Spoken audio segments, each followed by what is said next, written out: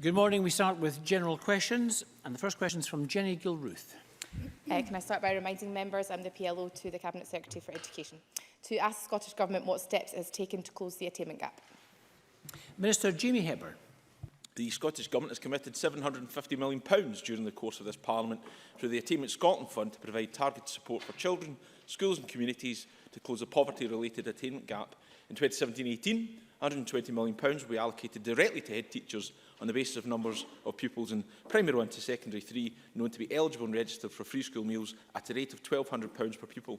This funding is on top of the existing £50 million Attainment Scotland funding that will continue to provide targeted support to specific Scottish Attainment Challenge authorities and schools in the communities with high levels of deprivation, as well as a number of national programmes. Jenny Gilruth. I thank the Minister for that response. Across the water in the glorious Kingdom of Fife, the Labour Party is proposing to cut 100 frontline teaching staff from our schools. In Leven, they plan to cut speech and language provision in Mount Fleury Primary School. And in 2015, they closed Hansall Primary School in Glenrothes. Does the Minister agree with me that it's high time the Labour Party got their act together when it comes to closing the attainment gap and put kids before Labour's cuts? Minister. Well, I would certainly share in revelling in the glory of Fife with Jenny Gilruth. What I would, of course, recognise is that these are decisions directly for Fife Council, but at a time when we are seeking to make progress to further close the attainment gap, when we are working together with local authorities towards that end through the Developing Young Workforce strategy, and we have provided some funding through the Innovation Fund, Schools Programme, Pupil Equity Fund of around £11 million to Fife. It shows that we are certainly up for the challenge of reducing the attainment gap in Fife, just as we are across the country, but that will of course require all our partners to work with us towards that end. Liz Smith. Thank you. Minister, at yesterday's Education Committee, serious concerns were raised by a number of professionals for additional support for learning, making it clear that there are weaknesses within the teacher training for additional support. Could I ask what the Scottish Government is doing to address these concerns? Minister. Well, of course, we are investing in a range of activities to support the upskilling and training of professional teachers across the country. We've seen a significant increase in the intake this year. We'll continue to invest in that area, and if any concerns are brought to our attention about specific areas, then it's incumbent on us to look at that, and of course we'll look at any evidence the Education Committee gathers. Question number 2, Alex Cole-Hamilton. Thank you, Presiding Officer. To ask the Scottish Government what evaluation has been made of its previous suicide prevention strategy and how this will underpin its updated mental health strategy. Minister Maureen Watt. No formal evaluation has been made of the Suicide Prevention Strategy 2013-16. However, over the last 3 years, the Scottish Government's Suicide Prevention Implementation and Monitoring Group met on 7 occasions and advised on progress with the various commitments. Adjustments have been made as appropriate to actions arising from the commitments in light of this discussion and advice. The engagement process for the mental health strategy included discussion about suicide prevention. We've also undertaken some engagement with key stakeholders from the NHS, the third sector and academia to help inform areas to focus upon in a future suicide prevention strategy or action plan. We therefore have evidence from these processes about stakeholders' views on suicide prevention.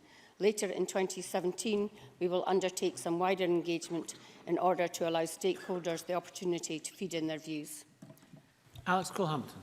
I thank the Minister for that answer. This chamber will be well aware that suicide still represents the leading cause of death in men under the age of 50 in Scotland. Nearly 15 years have passed since the Choose Life initiative was launched, and that saw an 18% reduction in suicides in this country. It shows that policy focus can have a positive impact in this area.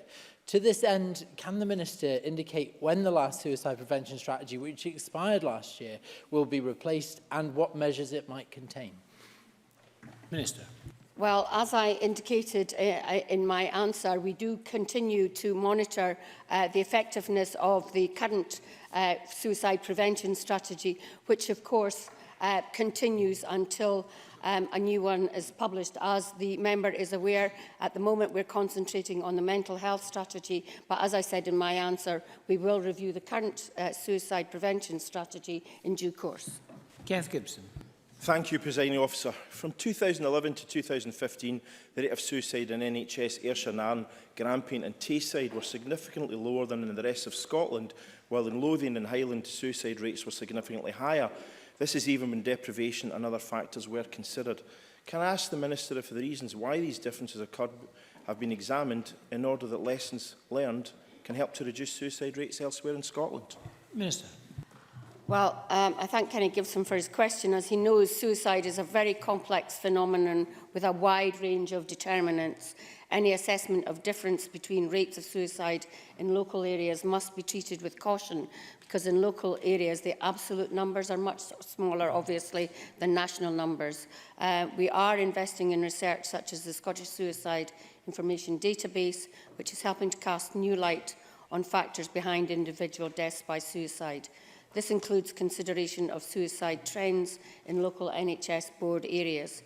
This research will help inform our engagement later this year on future priorities for suicide prevention.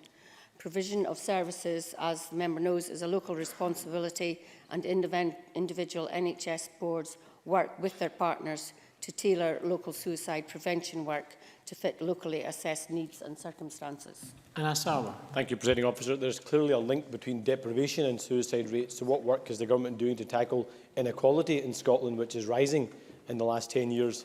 And secondly, following on from Alec Cole-Hamilton's question, you are 3 times as likely to commit suicide if you are a male, but only half as likely to access mental health services. So how can we get the message across to the most deprived communities and also to the hardest to reach males to access those vital services? Minister. Well, as the member knows, across government we are doing all we can to reduce inequality, and certainly that is a key factor in the health department and directorate.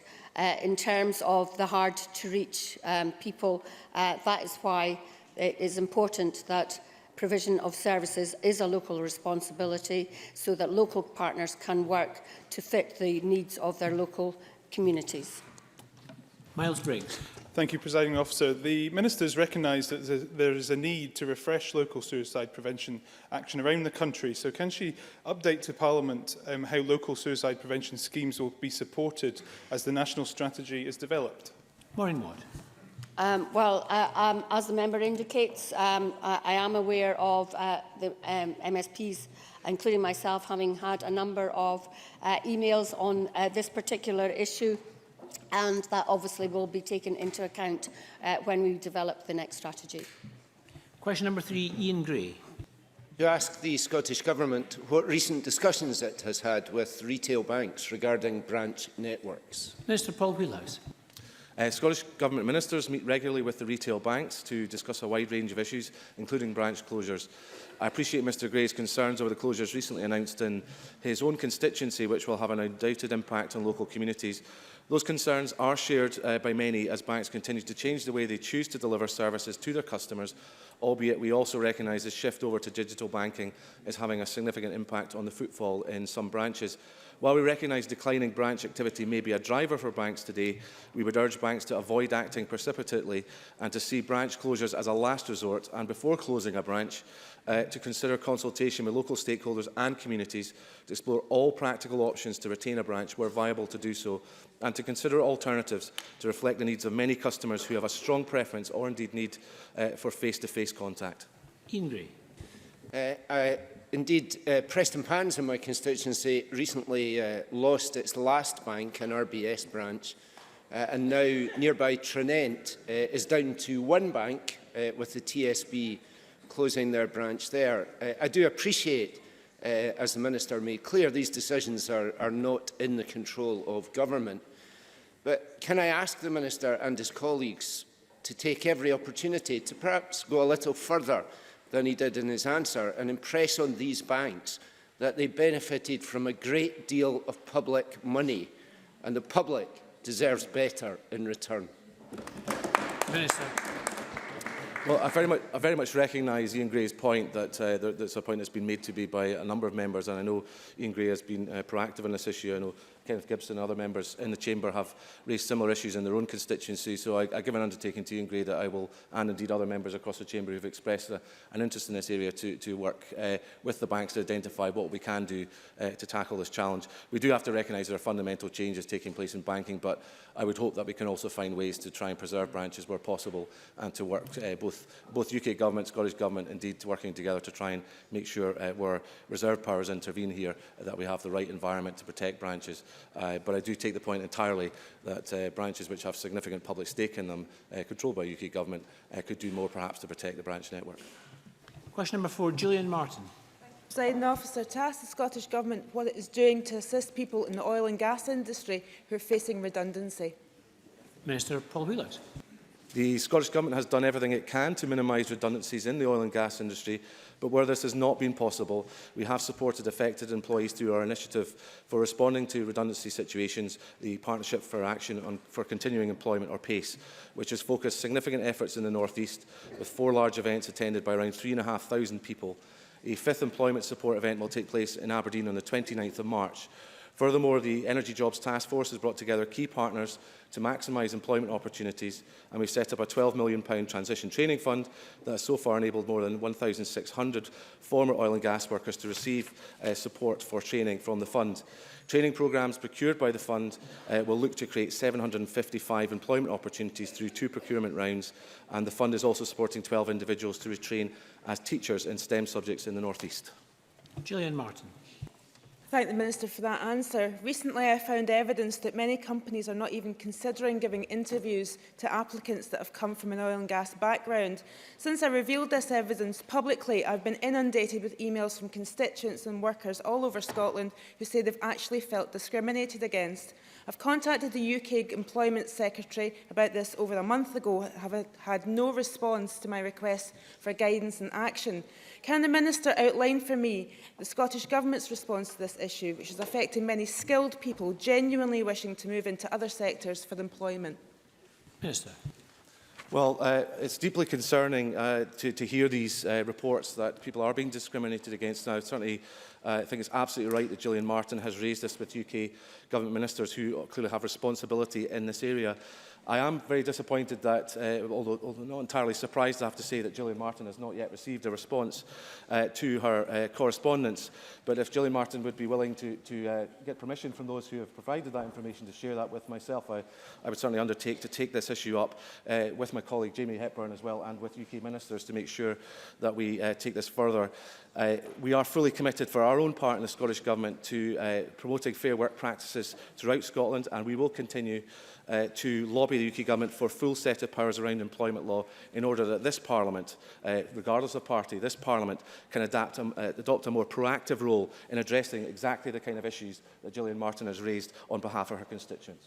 Lewis MacDonald. Thank you very much. The Minister will know that John MacDonald, the Interim Chief Executive of OPITO, gave evidence to the Scottish Affairs Committee last week in Aberdeen about, in particular, the Scottish Government's approach to the apprenticeship levy in relation to the oil and gas industry, and raised concern of the unintended consequence of the Scottish Government's approach might be to incentivise oil companies to conduct training in England rather than in Scotland because of the different way in which the levy will apply.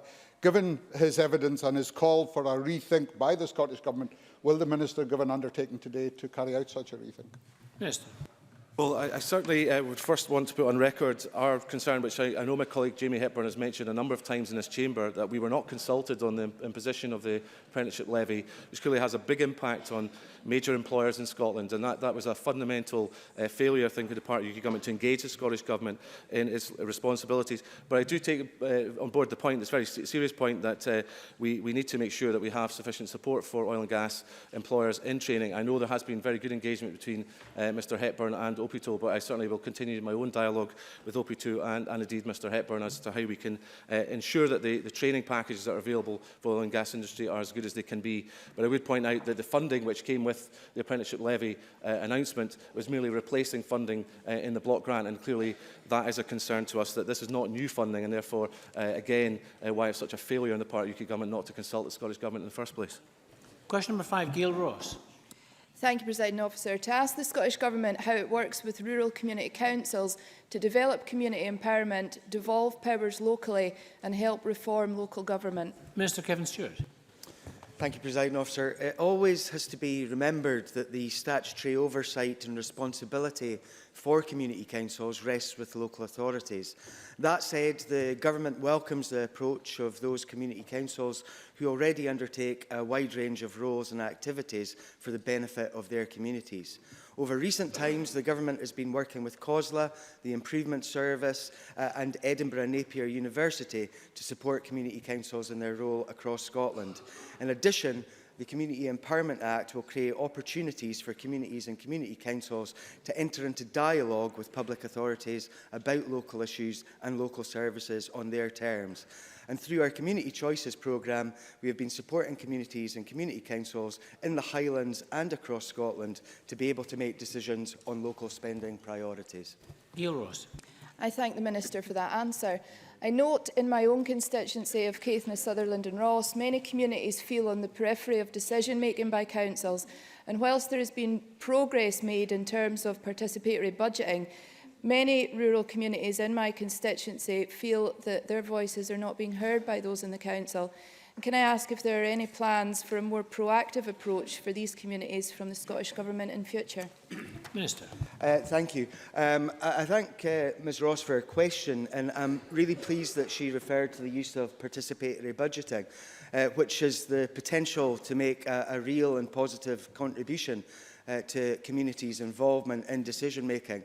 I'd like to point to the Chamber the ambitious programme that took place in Kinyon and Yellowshire and Barra in the US, and a £500,000 budget was up for decision-making by the community there, and I would like other authorities to follow suit. Further, we set our intentions to decentralise local authority functions, budgets and to democratise oversight to local communities and to review local government in our programme for government. And we continue to work with local government to develop the scope and the timing of that review. Question number 6, Stuart Stevenson. To ask the Scottish Government what the impact would be on the fishing industry of the UK Government considering it a medium priority in its negotiations on leaving the EU, as suggested in a recently leaked memo. Cabinet Secretary Fergus Ewing. Presiding Officer, I've asked UK ministers repeatedly for an assurance that Scotland's fishing industry will not be expendable as they were in the 1970s. UK ministers have failed to give such a guarantee. This memo, if indeed it is genuine, serves only to increase my concern that once again the UK government is not taking seriously the importance of the fishing industry to Scotland, and it also indicates why it's vital that Scotland is fully involved in all negotiations relating to Scotland's future in Europe. Scottish waters are amongst the most valuable in Europe, and with the right management and policy approach to support both offshore and onshore interests, they can help us build growth in Scotland's rural and coastal communities. Stuart Stevenson. Can I further ask the Cabinet Secretary, in the light of the silence from the UK Secretary of State, I suspect I know the answer, whether any guarantees have been given about funding levels that support fishing communities and that are a very important part of the support that flows from the current arrangements with the EU? Cabinet Secretary. Well, last week, myself and colleagues met with Andrea Leadsom and her fellow UK ministers.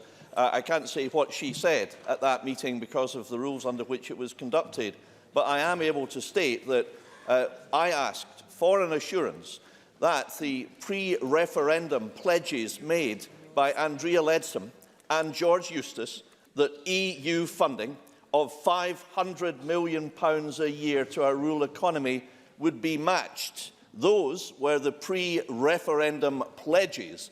Since the referendum, Presiding Officer, there has been radio silence.